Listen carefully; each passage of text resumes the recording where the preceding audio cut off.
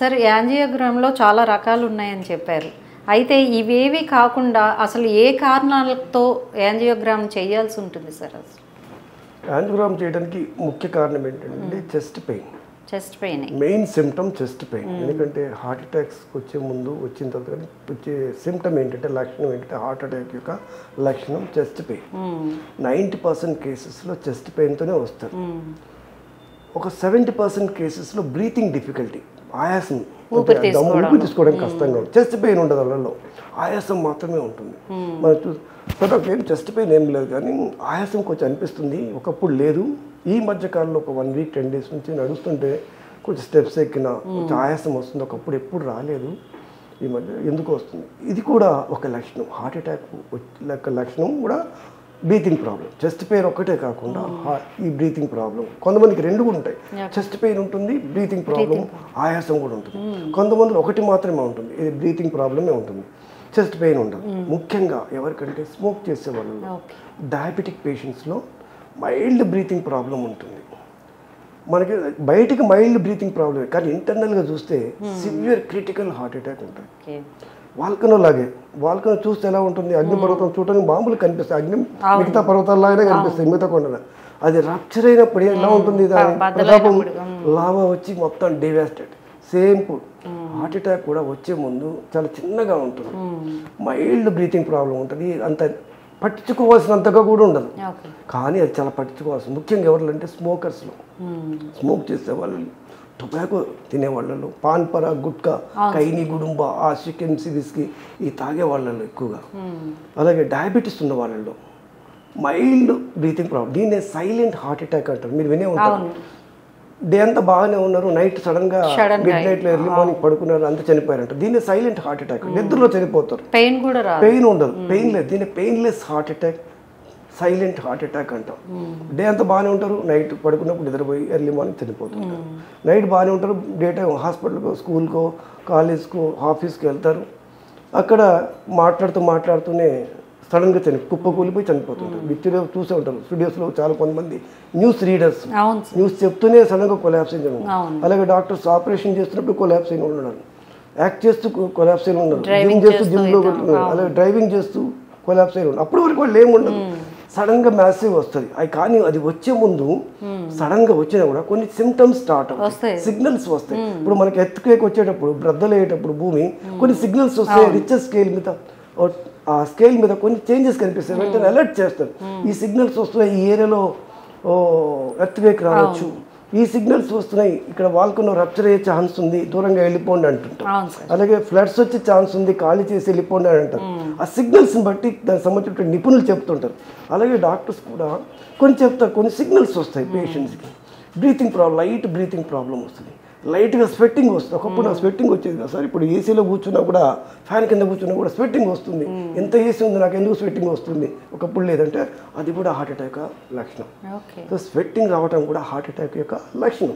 స్వెట్టింగే కదా, అది మనం లైట్ తీసుకుంటే అది ప్రాణానికి ప్రమాదం జరిగే అవకాశాలు. సడన్గా మిడ్ నైట్ ఎర్లీ మార్నింగ్ క్రిటికల్గా హార్ట్ అటాక్, ఎందుకంటే హార్ట్ అటాక్స్ ఎక్కువగా మిడ్ నైటే వస్తాయి. బిట్వీన్ 2 AM నుంచి 4 AM, 2 AM నుంచి 6 AM మధ్యలోనే వస్తాయి. డే టైం చూడండి తక్కువ కాదు. రీజన్ ఏంటంటే నైట్ టైం ఒక హార్మోన్ రిలీజ్ అవుతుంది, స్ట్రెస్ హార్మోన్, దాన్ని కార్టిసాల్ అంటాం, ఎడ్రినలీన్ అని, నారెడ్రినలీన్ అని, దీన్ని క్యాటకోలమైన్స్ అని కూడా వ్యవహరిస్తారు. ఈ 3 హార్మోన్స్, స్ట్రెస్ హార్మోన్స్, ఒకటి కార్టిసాల్, సెకండ్ ఎడ్రినలిన్, థర్డ్ నారెడ్. ఈ స్ట్రెస్ హార్మోన్స్, ఈ హార్మోన్స్ సడన్గా షూట్ అవుతాయి 2 AM తర్వాత ఎర్లీ మార్నింగ్ టైంలో సడన్గా పీక్లో వెళ్ళిపోతాయి.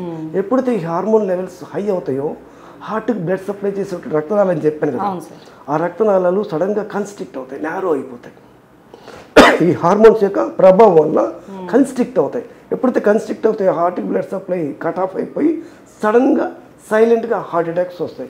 వచ్చేసి నిద్రలో చనిపోవడమో, లేదా పెయిన్తో సడన్గా లేవటం, స్వెట్టింగ్తో లేవటం, బయటికి లేచిన తర్వాత కొన్ని నిమిషాలకి హాస్పిటల్కి వెళ్ళే లోపలే, అంబులెన్స్ వచ్చే లోపలే కుప్పకూలిపోవడం, కార్డియాక్ అరెస్ట్ అయిపోవడం జరిగిపోతుంది. మీరు చూసే ఉంటారు అన్ని కూడా వార్తల్లో.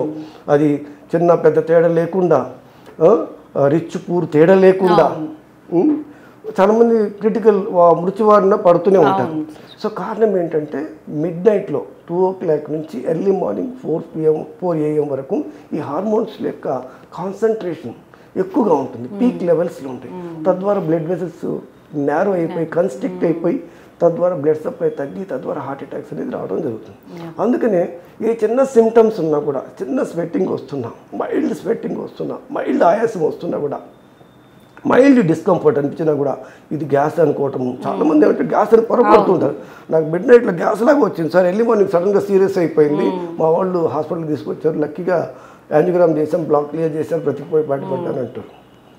కారణం అంటే గ్యాస్ రూపంలో కూడా వస్తాయి. ఇక్కడ బర్నింగ్ వస్తాయి, గొంతులో బర్నింగ్ వచ్చిన, చెస్ట్లో బర్నింగ్ ఉన్న, అబ్డమెన్లో స్టమక్లో కూడా బర్నింగ్ అనిపించిన, ఇక్కడ ఎక్కడ ఏం లేకపోయినా స్టమక్లో బర్నింగ్ కూడా, అది అన్నిసార్లు గ్యాస్ అంటానికి లేదు, అన్లెస్ ప్రూవ్డ్ అదర్వైజ్. గ్యాస్ కొంతమందికి హార్ట్ అటాక్ గ్యాస్ రూపంలో వస్తాయి, ముఖ్యంగా స్మోకర్స్లో, ఆల్కహాలిక్స్లో, డయాబెటిక్ పేషెంట్స్లో, స్ట్రెస్ లెవెల్స్ ఎక్కువ ఉన్న వాళ్ళు, మానసిక ఒత్తిడి, అది ఆఫీస్లో కావచ్చు, టార్గెట్ రూపంలో కావచ్చు, ఫ్యామిలీ పరంగా కావచ్చు, ఎలా ఉన్నా సరే ఆ మానసిక ఒత్తిడి వల్ల గ్యాస్ కొంచెం పెరగవచ్చు, తద్వారా హార్ట్ అటాక్ వస్తుంది. అంటే హార్ట్ అటాక్ వచ్చే ముందు గ్యాస్ కూడా అనిపిస్తుంది, అది రియల్ గ్యాస్ కాదు, హార్ట్ అటాక్ వచ్చిందో అలా అనిపిస్తుంది. కొంతమందిలో వామిటింగ్స్ కూడా అవుతాయి, వాంతులు అవుతాయి. వాంతులు అవగానే సార్ నాకు సడన్గా వాంతులు ఎప్పుడు లేవు, వాంతులు ఏమి నేను ఫుడ్ పడలేదేమో, అది కాదు. మనం నిజంగా చెప్పాలంటే అన్నిసార్లు కూడా వాంతులు చాలాసార్లు కావచ్చు, అన్నిసార్లు మాత్రం వాంతులు ఈ ఫుడ్ పడకపోవటం గ్యాస్ వల్ల వచ్చింది అనుకోవడానికి లేదు.